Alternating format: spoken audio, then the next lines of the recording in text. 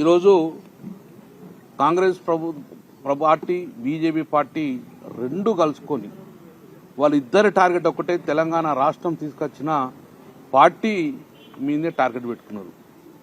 ఈరోజు కేసీఆర్ కుటుంబం మీద బట్టగాల్చి మీదేయాలి, కేటీఆర్ గారిని అరెస్ట్ చేయించాలి అని ఒక పైశాచికానందంలో ఈ రెండు పార్టీలు ఉన్నాయి. పైశాచికానందం వేరేం లేదు.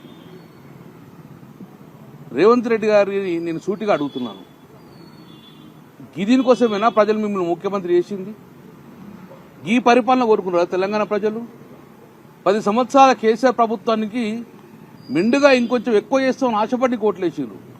కానీ కక్ష సాగింపు ధోరణితోటి కేసుల మీద కేసులు, బెయిల్లు, జైళ్లు ఇవన్నీ పెట్టడానికి ప్రభుత్వంలో రానికపోదురు. ఇది కోరుకోలేదు తెలంగాణ ప్రజలు.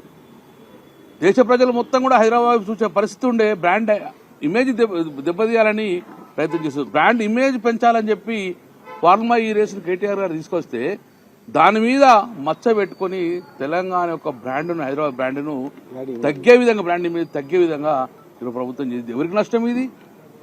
ఈరోజు టెంపరీగా మీరు ఉంటారు, పోతారు, 5 సంవత్సరాలు ఉండిపోతారు, కానీ నష్టపోయేది తెలంగాణ ప్రజలు నష్టపోతారు. ఇది కోరుకుంటలేము. కాబట్టి ఈరోజు కరీంనగర్ 23 మంది విషారంతో ఈరోజు పిల్లలు హాస్పిటల్ జాయిన్ అయ్యారు. ఎక్కడ పడితే విషారాలు తింటారు పిల్లలు. దాని మీద కాన్సన్ట్రేట్ అయిన హాస్టల్లో ప్రజలు ఇబ్బంది పడుతుండ్రు.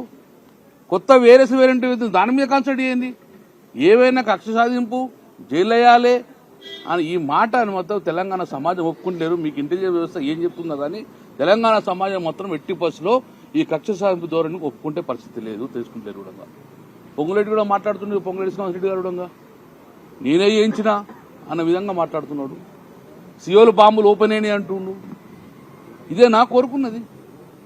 ఇదే నా మీ వ్యక్తిగత కక్షలన్నీ కూడా టీఆర్ఎస్ పార్టీ నుంచి వెళ్ళిపోయిందని మీ వ్యక్తిగత కక్షంతా కూడా ఈరోజు కేటీఆర్ మీద చూసే ప్రయత్నం చేస్తున్నారు.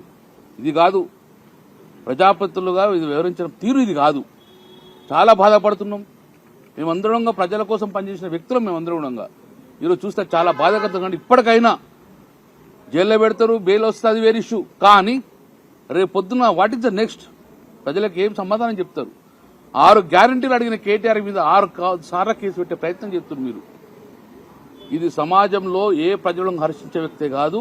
తెలంగాణ, హైదరాబాద్ బ్రాండ్ ఇమేజ్ మొత్తాన్ని దెబ్బతీసే ఉన్నది. కాబట్టి దీన్ని ఎట్టి పసులో ఈ కక్షంతో బంద్ చేయాలని చెప్పి మీ ద్వారా కూడా, పత్రికా ద్వారా కూడా కేంద్రంలో ఉన్న రాహుల్ గాంధీ గారు కూడా, వాళ్ళ పార్టీ అధినేత కూడా చెప్తున్నాం.